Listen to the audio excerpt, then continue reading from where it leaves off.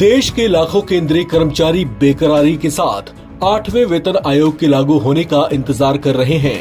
इसके लागू होते ही देश के 35 लाख से ज्यादा केंद्रीय कर्मचारी और करीब 67 लाख से ज्यादा पेंशनर्स के वेतन और पेंशन में बढ़ोतरी हो जाएगी। लेकिन सैलरी कितनी बढ़ाई जाएगी और इसका फिटमेंट फैक्टर अब की बार क्या रहने वाला है, इसे लेकर उत्सुकता बनी हुई है। ऐसा होना भी बनता है क्योंकि करीब 10 साल के अंतराल के बाद केंद्रीय सरकारी कर्मचारियों और पेंशनर्स की सैलरी स्ट्रक्चर में बदलाव आने वाला है। चलिए जानते हैं फिटमेंट फैक्टर इस बार कितना हो सकता है और उससे कितना प्रतिशत तक सैलरी इंक्रीमेंट होने की संभावना है। रिपोर्ट के मुताबिक केंद्रीय कैबिनेट को TOR या संदर्भ की शर्तों पर अपनी रजामंदी देनी होगी। रिपोर्ट में यह भी बताया गया है कि आयोग इस मामले पर department of personal and training के साथ साथ रक्षा मंत्रालय के साथ भी उनकी राय जानेगा। पूर्व वित्त सचिव सुभाष चंद्र गर्ग ने एक खास बातचीत में यह भी कहा कि केंद्र 8वें पे कमीशन में 1.98 से 2.08 के बीच फिटमेंट फैक्टर को अपनी मंजूरी दे सकता है। हालांकि national council joint consultative machinery के सेक्रेटरी शिव गोपाल मिश्रा का कहना है कि ये फिटमेंट फैक्टर 2.86% होना चाहिए। वहीं कर्मचारियों की एसोसिएशन ने भी कम से कम 2.86 के फिटमेंट फैक्टर की सिफारिश की है। अगर ये फिटमेंट फैक्टर लागू होता है तो सैलरी स्ट्रक्चर में बड़ा इजाफा देखा जाएगा। आपको यहाँ बता दें कि फिटमेंट फैक्टर एक ऐसा गुणांक होता है जिससे ये पता चलता है कि मिनिमम बेसिक सैलरी में कितना गुना ज्यादा बढ़ोतरी होगी। चलिए फिटमेंट फैक्टर के दोनों संभावित स्ट्रक्चर को इन ग्राफिक के जरिए समझते हैं।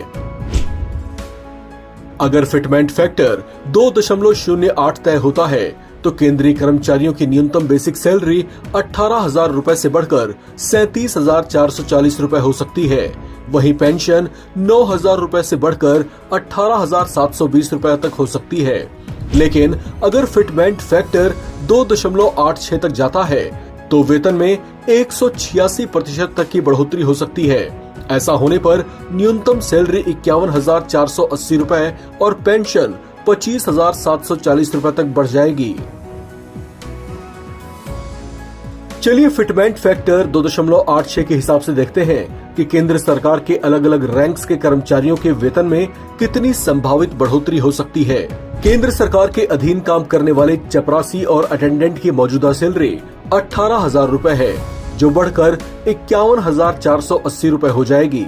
यानी इनकी सैलरी में 33,480 रूपए की बढ़ोतरी हो जाएगी। इसी तरह से लोअर डिवीजन क्लर्क की बेसिक सैलरी अभी 19,900 रूपए है, जो बढ़कर 56,914 रूपए हो सकती है।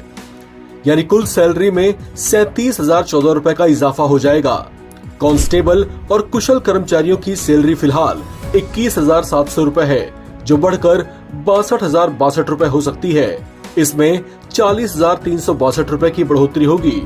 ग्रेड डी स्टेनोग्राफर और जूनियर क्लर्क की मौजूदा सैलरी 25,500 रूपए है। ये सैलरी बढ़कर 72,930 रूपए हो जाएगी। इस सैलरी में करीबन 47,430 रूपए की बढ़ोतरी होगी। इस संबंध में अलग अलग रिपोर्ट्स के मुताबिक अगर केंद्रीय कर्मचारियों के वेतन में 30 से 34% तक का इजाफा होता है तो इससे सरकार पर लगभग 1.80 लाख करोड़ रुपए का अतिरिक्त वित्तीय बोझ बढ़ जाएगा। गौरतलब है कि आयोग की सिफारिश के बाद फिटमेंट फैक्टर के हिसाब से वेतन, पेंशन और भत्ते में इजाफा होगा। आपको बता दें कि सरकारी कर्मचारियों के वेतन या पेंशन देश में महंगाई, सरकार की फाइनेंशियल फैसिलिटी और कर्मचारियों की जरूरतों पर निर्भर करता है। इसके साथ साथ केंद्रीय कर्मचारियों के सैलरी रिवीजन में कई और फैक्टर्स भी हैं जिन पर गौर किया जाता है, जिसमें महंगाई के अलावा देश की इकोनॉमी, आर्थिक असमानता समेत कई और चीजों पर भी गौर किया जाता है। साथ ही कर्मचारियों को दिए जाने वाले बोनस, भत्तों और अलग अलग सुविधाओं की भी समीक्षा की जाती है, जो वेतन के साथ जोड़कर उन्हें दिए जाते हैं। आपको बता दें कि अंतिम वेतन आयोग का गठन हुए 10 साल से ज्यादा का समय हो चुका है। आमतौर पर हर 10 साल में अगले वेतन आयोग का गठन हो जाता है।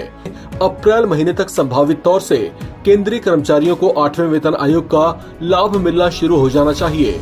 लेकिन कुछ दावे और पिछले वेतन आयोगों के ट्रैक रिकॉर्ड से ये संभावनाएं भी दिख रही हैं कि इसमें होने वाली देरी से इसका लाभ 2027 से मिलना शुरू हो सकता है। इस खबर में फिलहाल इतना ही। बाकी अपडेट्स के लिए आप बने रहें नवभारत टाइम्स के साथ।